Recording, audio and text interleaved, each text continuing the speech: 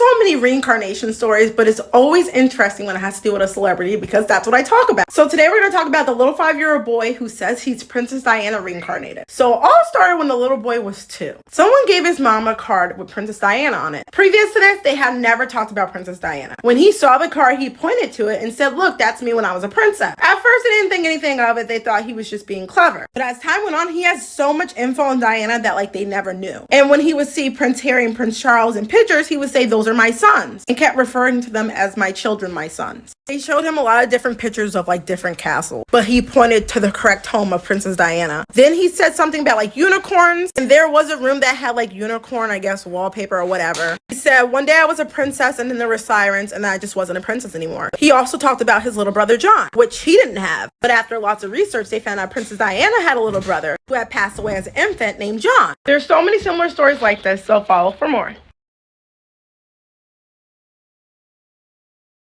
All I needed was that one person to motivate me to keep going, so here's another past life story. This one is about this set of sisters, 11-year-old Joanna and 6-year-old Jacqueline, who, along with their 9-year-old friend Anthony, were killed after being struck by an erratic driver on their way to church. Unfortunately, the girls died almost immediately after impact, and poor Anthony died on his way to the hospital. The erratic driver was a woman who actually did this on purpose after being forcibly removed from her own children not long before. The parents of Jacqueline and Joanna were, as you can imagine, devastated. Their mother, Florence, actually became pregnant not long after the girls' deaths, and their father, John, was convinced that his daughters were going to come back through this birth.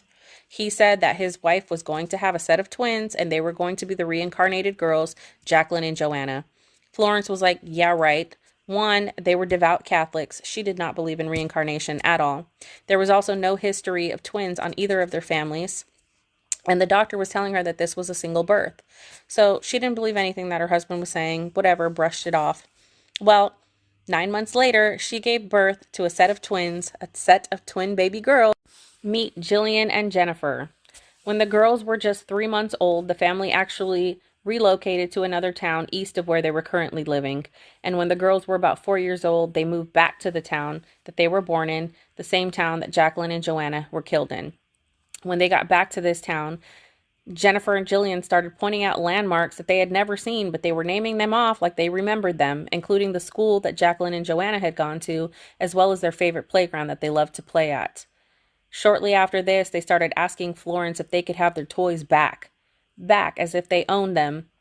And she never planned on giving these toys to them. She had them hidden away. But she did distribute them to them, just like they asked, and they separated these toys and played with them as if they were Jacqueline and Joanna. They even had the same names for these toys and remembered everything about them from before. Florence still wasn't convinced. John knew that these were his reincarnated girls. They had the same personality traits, the same behaviors. So Joanna used to be very overprotective of Jacqueline as she was the older sister.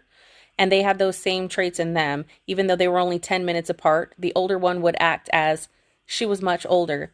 Now, Florence was finally convinced that these were her reincarnated daughters when she walked in on them playing car accident, and they were reenacting the accident that Jacqueline and Joanna were killed in. Even laying down, holding one another's head and saying, "This is where the blood was coming out."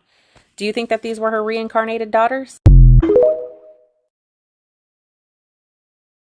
Nope, this is not just a girl, and millions of people are terrified saying she is someone we were never supposed to see. This little girl named Dorothy Eady caused fear in millions as she was able to predict horrific events before scientists even knew about it, and she has never been wrong. At 4 years old, Dorothy fell downstairs, and when she was brought to the doctors, Dorothy didn't make it. But after just an hour, the parents' face turned white as Dorothy was fine, awake, and happily jumping around. Or so they thought. However, Dorothy was never the same ever again, as her accent completely shifted and she kept talking about wanting to go someplace she called home while she was literally at home. Not long after, Dorothy was brought to a museum, and when at the Egyptian section, Dorothy said she recognized every ancient structure and mummy in that room by name, uttering the eerie words, "This is my home and family." Dorothy ended up taking a trip to the Temple of Seti in Egypt and claimed this is where she lived. Every place the historian mentions Dorothy was able to go to without making a single mistake. At one point, she points to an empty courtyard and said there was a garden there, to which when archaeologists dug it up, that is what they found.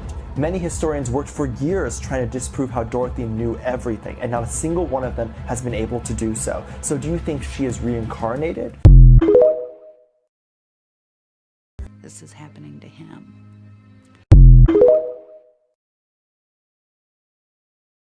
And what seems to be happening is that when you first die, your consciousness becomes expansive, and they travel at the speed of thought. And so this is just happening as they've died, and they're just recalibrating and understanding their new abilities as a sovereign soul. And what happens every time? A deceased relative, or a spirit guide, or an angel, or Jesus Christ, or Buddha. And so what these near-death experiences will experience is whatever type of being that would have the most influence on them appears. A 15-foot Jesus appears to a Christian, and then starts showing them a life review of their entire life, picking specific areas, usually that have to do with fear, guilt, or shame. And that's what happens in these transitional spaces with these beings of light. They're always pointing out these areas where you didn't do the best, and then giving you the opportunity to reincarnate. And ultimately, it's always getting you to consent to going back into the light and then getting reincarnated into a new body. What always goes along with that is the memory wipe. And this is so contrary to what they're saying, because they say that, oh, life is a school, oh, it's all about karma, oh, this world, all the negative stuff is so you can learn and grow if you from can't it. Remember it, how then can you grow learn? if you can't remember it? Exactly. It's more like they are harnessing some type of energy that, or our souls, our consciousness, they want us here, when in reality, once we leave this body, we become way more powerful. It's like our real being is intangible. It's an immortal soul, and we're being tricked to coming into this body in this subpar realm, this subpar dimension ruled by evil psychopaths. And even when we die, we get tricked to coming back in here rather than exploring the potentially infinite multiverse of much better dimensions that are most likely out there. In the car, and she says, "Mommy, this is just like where I died." Like, real excited, not upset or anything, just kind of very matter of fact. At 2 years old? Yeah, she was about 2 3/4. So then you say, honey, you didn't die. I said, well, Leah, what are you talking about? She goes, she says, I was in my car and it fell off the bridge in the water and I died. And so I pulled off the road because I was a little stressed. And she said, and I said, well, where was Mama? And she said, you weren't with me that time. Which this is what your 2-year-old said. Yeah, she did. That got the exclamation points going. And I said, well, who was driving the car then? And she said, I was big. I could reach the pedals. And she has no clue that you need pedals to drive a car. She's 2. She's in the car seat. You know, there's like no way she could know that. And I said, well, what happened? And she described, she said, well, I wasn't wearing a seatbelt. And she is absolutely a fanatic about seatbelts. Everyone in our presence that knows us, she is going to make sure they have a seatbelt on. She will not get in the car without one. And neither will anyone else. And she said, well, I didn't have my seatbelt on, and I fell out of the car. And she said, and she put her hand up on her, and she said, Mommy, I was laying on the rocks. I could feel the rocks on my head.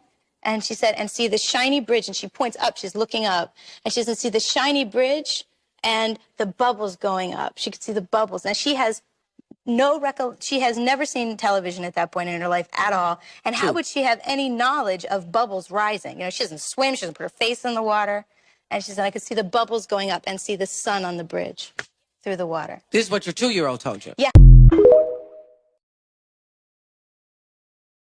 The body you occupied in your past life is buried somewhere.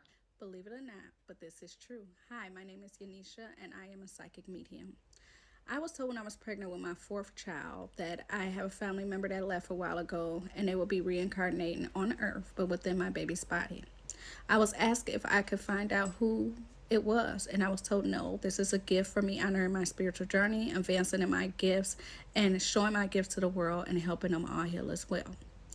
I was still curious on who this was going to be. She did tell me that she could let me know that the energy was of a grandmother, and I had a few grandmothers that left, so I wasn't quite sure who she was talking about. So I connected with all my children in the past, and I decided, well, I connected with them. I found out everything about them, their personalities, who they were, and everything. Why not try it with her? I decided to go ahead and connect with my baby girl, and she gave me nothing at all. So at that point, that's when I knew this is something that I am not supposed to know. I need to sit back and be patient. It was really hard, but I decided to go ahead and do that. I forgot everything that my spiritual friend had told me. It comes the day when I have my baby girl, and the energy in the room was amazing. I have never felt any energy like that. It's almost like when she came out, I was missing her. I haven't seen you in so long. You know, where have you been? And I've had 3 other children, and these other children that I've never felt this type of energy. It's like when you have a new baby, so new, let me learn so much about you. With her, this was like, I know you, and you know me, and I really, really miss you. Give me a hug.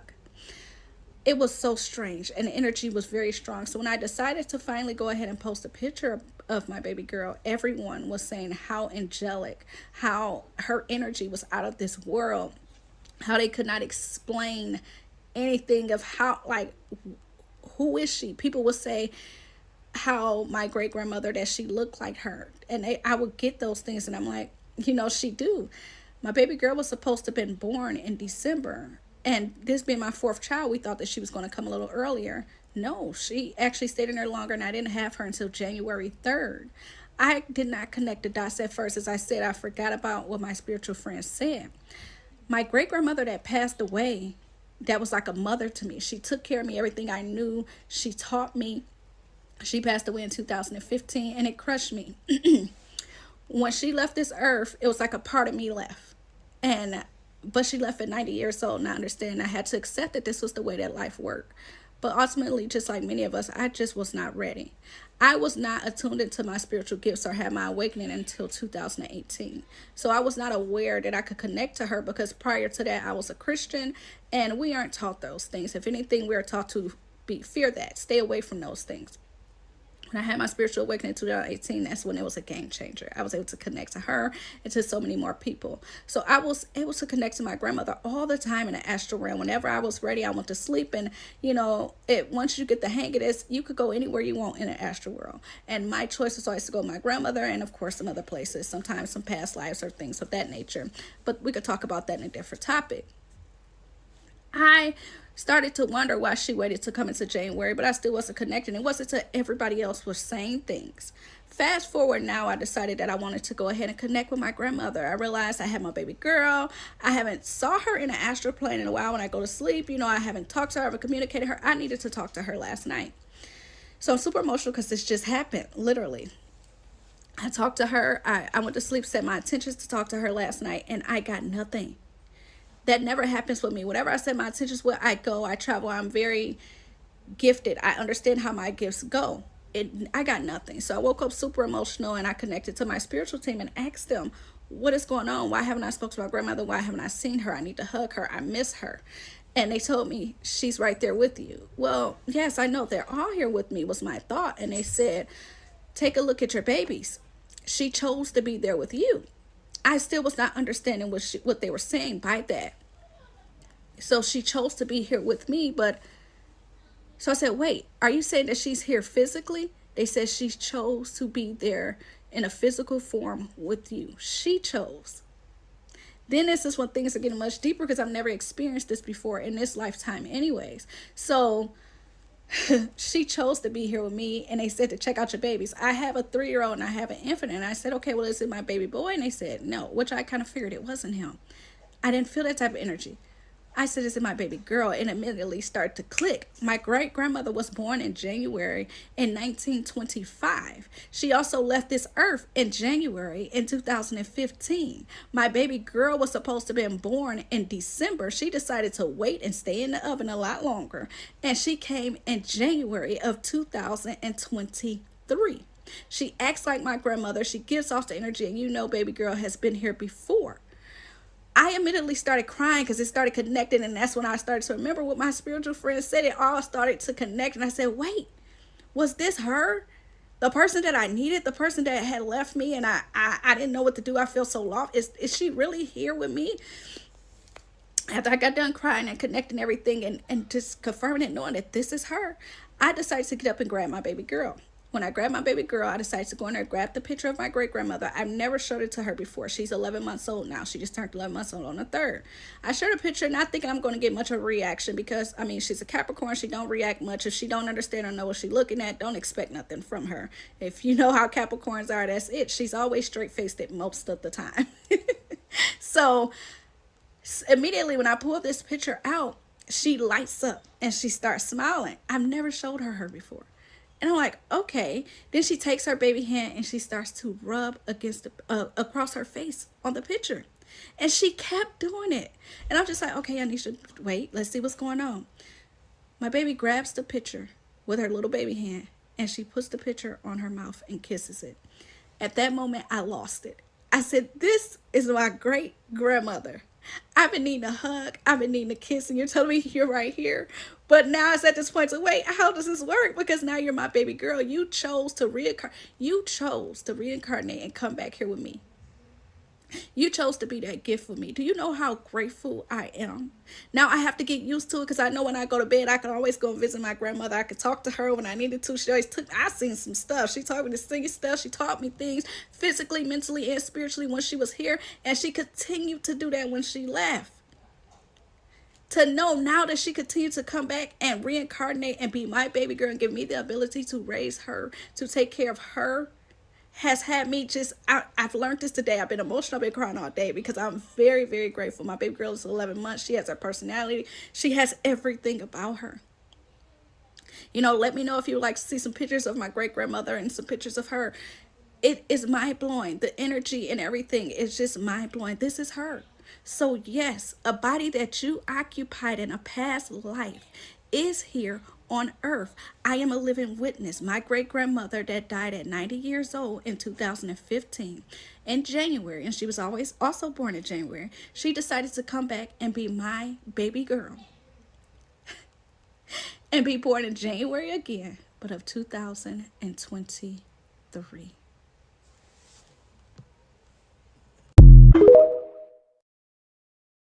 After takeoff from the New Orleans airport, and it crashed into a neighborhood.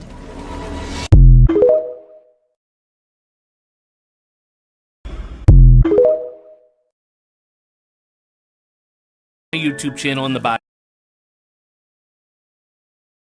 Have you heard about how the white light people see after death is actually part of the whole reincarnation trap? And that they're keeping us imprisoned here by going into the light? No, I don't want to get into it. So many people avoid talking about it because they feel like it's too scary. But if we go deep down the rabbit hole enough, it's not what you think. Okay, you know what? Go for it. So I was doing a lot of research and it's hard to pinpoint the theory's origin, but I think that the ancient Gnostics were the first to believe that the physical world is some sort of trap. And in Gnostic texts, such as the secret book of John, the physical world is described as a place of imprisonment where the divine spark or soul is trapped. They believe that the world was created not by the Christian God, but by the so-called demiurge, which was an impure god-like being created from a divine being called Sophia, who desired to create something apart from the divine totality. So without the consent of the Most High, she gave birth to the demiurge by procreating with herself. And then, being ashamed of doing this, she wrapped it in a cloud, the demiurge, and created a throne within the cloud. And according to the Gnostics, this is where the whole physical world is. And this demiurge is what keeps us trapped here unless we can escape the trap. And the trap is ran by the demiurge itself, with the assistance of its servants called the archons. So then the goal of human life is liberation from the physical world and the cycle of reincarnation to return to the divine source, often referred to as pleroma or something like that. This happens when the soul reaches a form of awakening or enlightenment. And this is actually in disagreement with Christianity because according to Christians, God created the world and everything in its highest form. While in Gnosticism, it says that an off-brand God did it instead. And the Gnostics are the only tradition that I could find that depicts the whole reality as kind of being like this messed up creation and an inherently evil or ignorant God created it. But that also depends on the date of the tradition because the Gnostic belief even changed over time. It depends on what text you're looking at. But as far as I could find, there was no mention of a white light that you needed to avoid in order to kind of stop this reincarnation cycle from happening. Damn, that's heavy. Yeah, but that's not the full story. Because we've also got to talk about reincarnation in Hinduism and Buddhism because some people see that as a trap too. And you'll see things on the internet saying things like, escape the cycle of samsara. And then we keep having to come back here in Earth in different bodies until we escape the cycle of karma. But it's usually people that are not actually in those philosophies and traditions that see it that way. From my research, most Hindus and Buddhists don't see it as a trap at all, set by a malevolent being.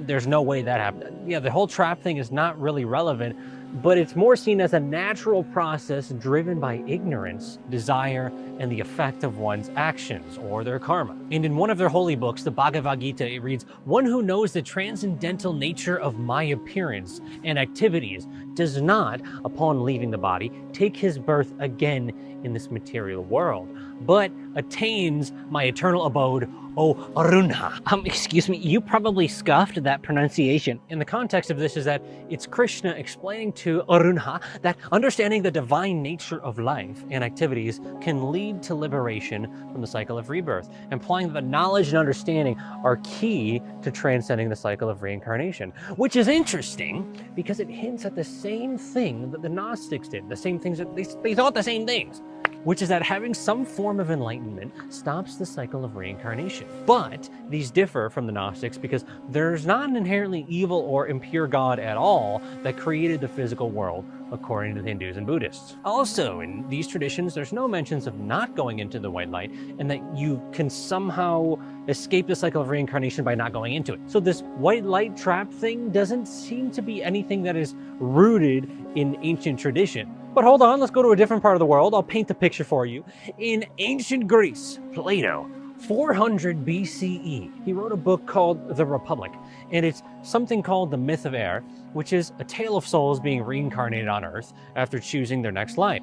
The concept of a cycle of rebirth could be interpreted as a trap, although this really isn't how, if you read The Republic, he really framed it. In the book, a soldier dies in battle and comes back to life on his funeral pyre and tells the tale of the afterlife, called the myth of air. So he travels to the place where souls face judgment for their actions during this lifetime. And those who have done evil are punished, and those who lived virtuous lives are rewarded. After this judgment, souls are sent to a place, or led to a place, to choose their next life based on their desires and what they've learned from their past lives. And after choosing their next life, the souls drink from the river of Lethe, or river of forgetfulness, which causes them to forget their experiences in the afterlife and their past lives before they reincarnate. The drinking of the river of Lethe could be seen as a metaphor for the human condition of ignorance regarding the soul's true nature in the bigger cosmic picture. Oh, so we're trapped here? Shit, no. Oh no. We're trapped here. You just farted. There's no way you farted. What are you doing? Get out of here, fart master. You'll be surprised where this goes. I did some digging around the internet, which I love to do. And I found out who the actual people spreading this white light part and the trap part around were. Who are the major players? And most of the names of them are channels which don't really have a real name. They're just text-to-speech YouTube channels from years ago, and random Reddit forums are like, don't go in the light, don't go, it's a trap-off. There's not really anything to it. But there is one name that you would probably expect to be at the center of something like this. And so here's a picture of his. I wish I could be a pirate again. You do? Yeah. When were you a pirate? I was a long time ago when you weren't alive, and then I shrunk into a little kid. And I never could be a pirate again. What did you just say about my daddy? I said daddy. What? I said daddy. You were my daddy? Yeah. Oh. So, your daddy turned into a kid. Your daddy turned it. My daddy turned into a kid? Yeah. Oh. So, he didn't die. He didn't die? Nope. Oh, he turned into Oliver? Yeah. Jelly goofy. Baby, and yours a baby. You took care of us. She took care of us? I remember that. Hmm. Was that kind of your mom? Was she my mom? Yeah. I remember her. I just miss her. You do? He just died. Why? She died? Did your mom die? My mom died, yeah. Me too. My mom died. Yours did? When I was a baby. Yeah. I had parents, but they died too. I have to go.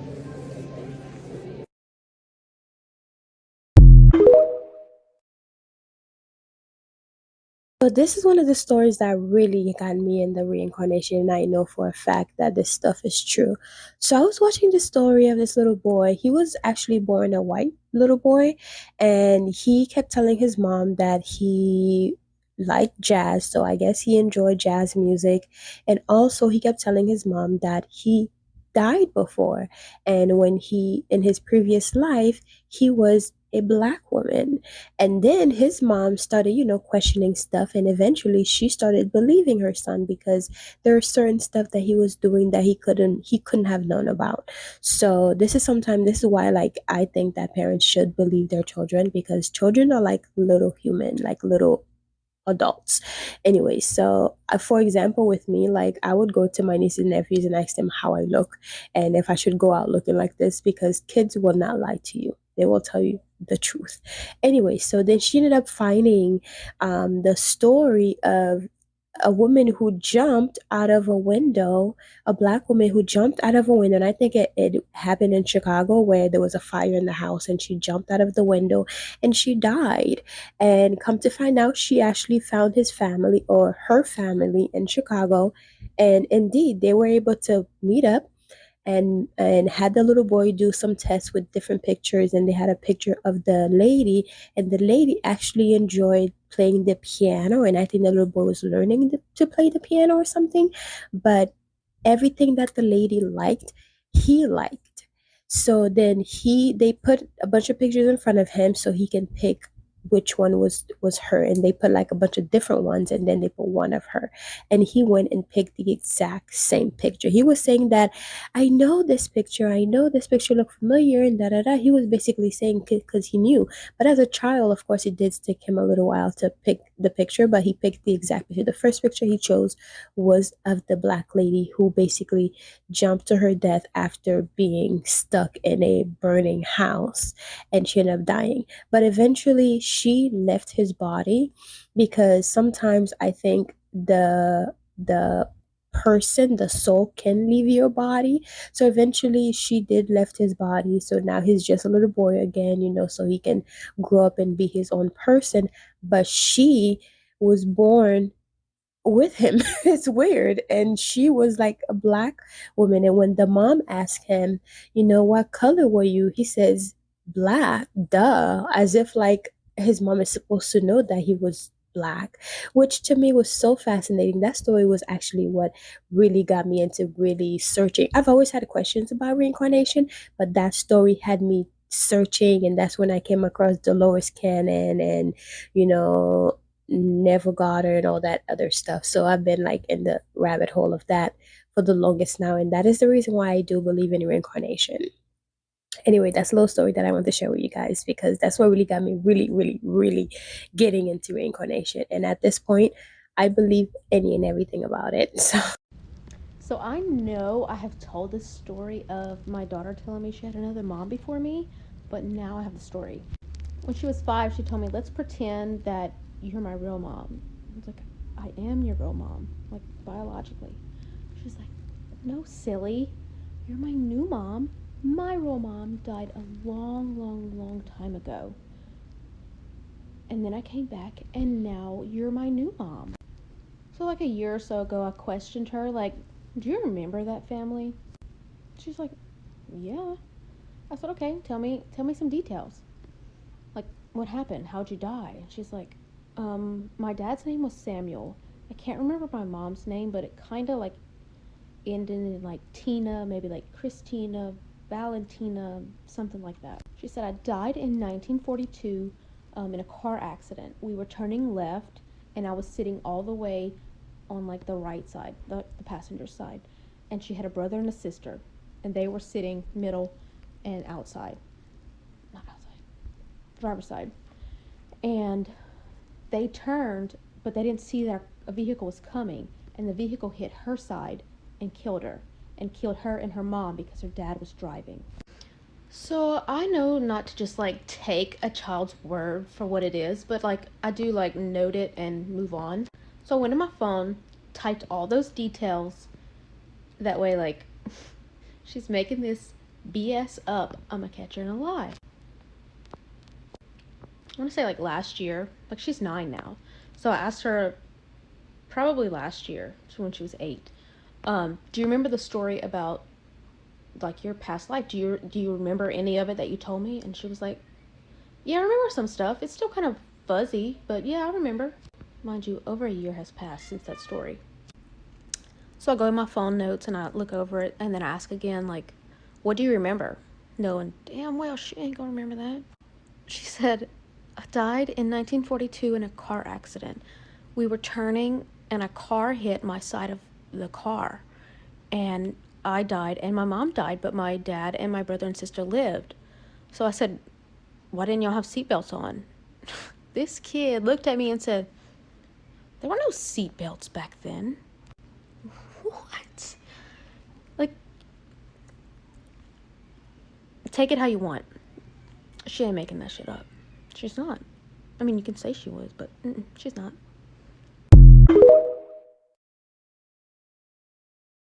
When you look into reincarnation, you discover something that the ancients knew. In a lot of cases, you come back with no memories, and as you grow consciously over time, coming back over and over again, you begin to realize you can regain or access some of those memories. So some people become what they call adept initiates. That's what Thoth called them in the Emerald Tablets. I wrote about this in my book. And he's talking about having the ability to come back with the memories and also to incarnate at will. He says he can even incarnate on any dimension that he desires. Wow. So he's gotten to that level. So there seems to be levels to the game, but in the startup level, it seems like a person has to keep coming back over and over again, but they seem to in some ways get more mature in different areas as they continue to come back. It's almost like a way of teaching somebody to become better and higher knowledge without giving them any kind of clue and kind of almost letting them find their way. So it's an experiment. Yeah. And I think that the grand experiment is how many souls can rise to that higher level of consciousness to get to a higher dimension. I've always thought that my daughter was my grandmother reincarnated. I gave her a picture of her today, and you guys tell me what you think. Clairvoyants, mediums, psychics, please tell me what you guys think about this, because I wasn't expecting this. This is the first time showing Arrow this picture. I want to see how she reacts.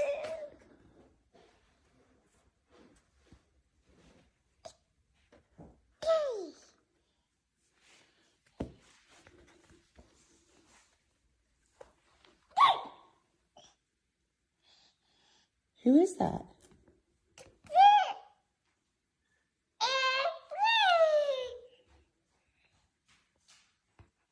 Just touching her own face. What the fuck?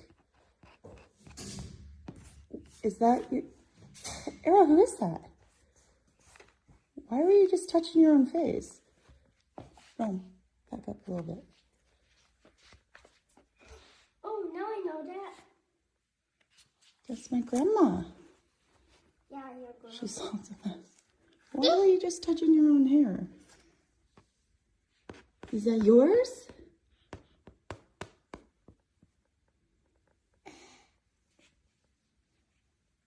Should we put this away? Who is that, Arrow? What the hell?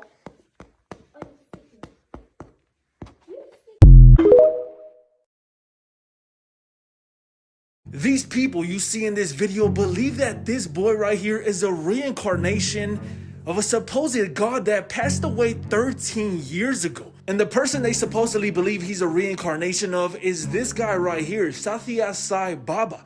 He actually passed away in 2011. He was born in 1926 in India, and his followers said that he could do resurrections and that he was also omnipotent.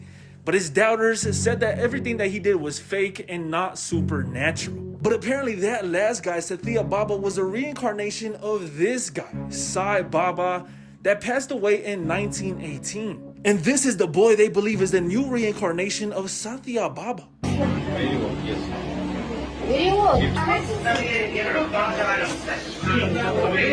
They apparently want to name him Perma Sai Baba. But the problem is that everybody thought that this guy was going to come in 2030 and not 2024. And chat, just because I made this video doesn't mean that I necessarily have to believe in it. I believe in Jesus because he said, I am the way, the truth, and the life. No one comes to the Father except through me. Do I believe in reincarnation? Well, I didn't at first, but that was very, very, very long ago when I was younger. But then I remembered how I used to literally remember everything when I was like a baby. I remember like I was maybe a year old or something, and I can remember any and everything that happened while I was a year old. So I know for a fact that I was more advanced, like knowledge, since I was like a baby. So then I ended up getting a past life reading from someone, and I swear to you, everything that they told me shocked me. It really shocked me to the point where they even told me how in my previous life, I got like 3 past life reading, excuse me, from 3 different people, and one of them said that my previous life I was actually taken out at a very, very young age. I'd say like 18, and I was basically pushed off a mountain. And actually, where I used to live in Haiti, we had a house that was on a mountain. So that makes sense, not just because we lived in a house on a mountain, but because I've always been so afraid of height. Like, it's not something that I don't do, like heights or roller coasters, none of that. I've always had that fear, and I never know why I was afraid of it, So then it all started to make sense. And then I got another reading where it basically told me like how I am, the way that I date makes sense because in my previous life I was of royalty and all that stuff. And it makes sense because like I've always felt like I was an old soul, like I don't belong on this this planet, this universe, basically. How like when you are into like old fashioned stuff, like for example my house is basically stepping into like the Bridgerton stepping like into the Bridgerton era. So I enjoy those. My decorations are very like old fashioned, gilded age kind of stuff because I even have a record player. I have a record player because I actually like those things. And I also believe that because I had a younger sibling that passed like right before I was born, I think I was reincarnated into her. And even my mom, I told my mom this story and she was kind of shocked the things that I was telling her that only she would know, or my sisters who were born before would know. So I don't know why I would know these things. So yeah, and it had a lot to do with my baby sister or older sister that had passed way before I was born. So I felt like I was a reincarnation of her. And I started learning from Dolores Cannon that before you come to this universe, you pick the parents that you want to be born into, and you pick the friends that you're going to have, you pick the people that you're going to be in love with, and the soul ties you're going to have, you pick those. So everyone that come into your life are people that you have a contract with. So now I do believe it because after reading so much about it and watching so many videos about it, you couldn't convince me that reincarnation is not real. So it's really up to debate. Like, you can decide your own decision. You can make your own decisions on that. I'm not here to force anybody to believe about any reincarnation, but I do believe, in my opinion, that reincarnation is real.